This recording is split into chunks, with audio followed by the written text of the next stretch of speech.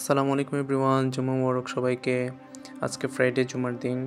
চাইনাতে জুমার দিনটা আমরা কীভাবে পাস করি আপনাদের সাথে শেয়ার করার নিমিত্তে আজকে ভিডিওটি। আশা করি শেষ পর্যন্ত দেখবেন। অ্যাজ ইউজুয়াল গোসল করে দেন হচ্ছে পাঞ্জাবি পরে ঘড়ি তো থাকবে, রেডি হচ্ছিলাম জুমাতে যাওয়ার জন্য। দেন রুমের চাবিও নিয়ে নিলাম, বিকজ রুমে তো তালা লাগিয়ে যাইতে হবে। তারপর সুন্নাহ আদায়ের উদ্দেশ্যে আতর সুগন্ধি লাগালাম। হ্যাঁ, অবশ্যই আতর আমার অনেক পছন্দের জিনিস। আমি দেশ থেকে নিয়ে আসছিলাম এই আতরটি এবং আমার পছন্দের আতর এটা। অলমোস্ট শেষের পর্যায়ে কিছু ছিল, এটা ইউজ করলাম। আপনার পছন্দের আতর কোনটি জানাতে বলবেন না, কমেন্টে নিশ্চয়ই জানাবেন আপনি আতর বা পারফিউম কোনটা প্রেফার করেন বেশি। অবশেষে হচ্ছে বের হয়ে গেলাম, সব কিছু গুছিয়ে রুম থেকে মসজিদে যাওয়ার উদ্দেশ্যে বের হলাম। আজকে সানিডে ছিল, খুব গরমও পড়ছিল। এটা হচ্ছে আমাদের ডরমিটরি মেইন গেট। এখানে আমরা ফেস স্ক্যান করে বের হতে হয় এখান থেকে। দেন এটা বের হওয়ার পর হচ্ছে আরেকটি গেট পার হতে হয়, এটা আমাদের নর্থ গেট। এটা হচ্ছে এখানে হচ্ছে স্ক্যান আছে, অনেক সময় হচ্ছে এটা ওপেন করে দেওয়া হয়। তারপর 10 মিনিট হাঁটার পর এখানে জেব্রা ক্রসিং এসে আমরা রেড সিগন্যাল আছে, এখন রাস্তাটা পার হয়ে এটা হচ্ছে বাস স্টপেজ।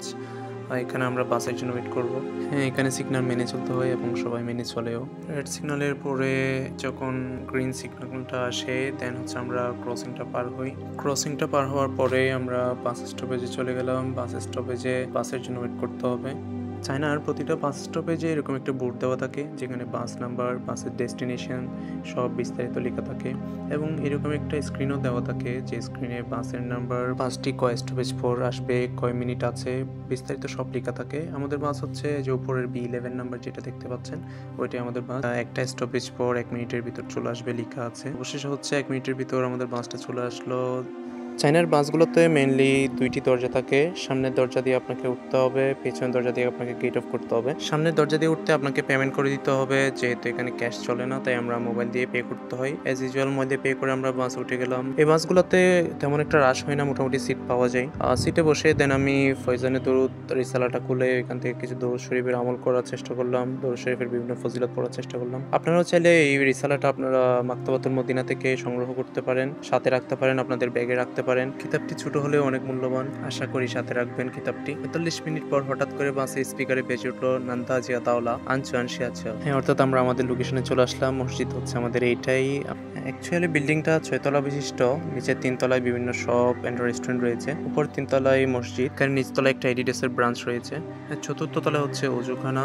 আমরা চতুর্থ তলায় এখানে এসে অজু করে নিলাম। এখানে অজুখানার পাশাপাশি এখানে ওয়াশরুমও রয়েছে। অজু সেরে আমরা 5 তলায় উঠে গেলাম। 5 তলায় ইমামের মেহরাব এবং খুতবা দেওয়ার স্থান আছে। এখানে জুতাগুলোকে রেখে মসজিদে প্রবেশ করে সুন্নতে মুআক্কাদা আদায় করলাম, দেন খুতবা শোনার জন্য বসে গেলাম। 敬畏并胜服至高无上的真主，因为真他俩在这个古兰经当中说：“信道的人啊，如果你们敬畏真主，他将一件事赏赐你们，并原谅你们的罪行，饶恕你们。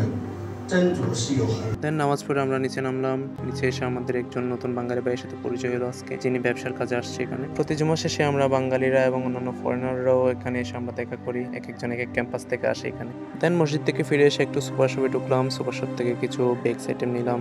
আমাদের সুপার শপগুলো অনেক বড়, যেখানে সব কিছুই পাওয়া যায়। মোটামুটি প্রয়োজনীয় জিনিস নিয়ে আমরা একটা আইসক্রিম খেতে খেতে নেমে গেলাম সুপার শপ থেকে।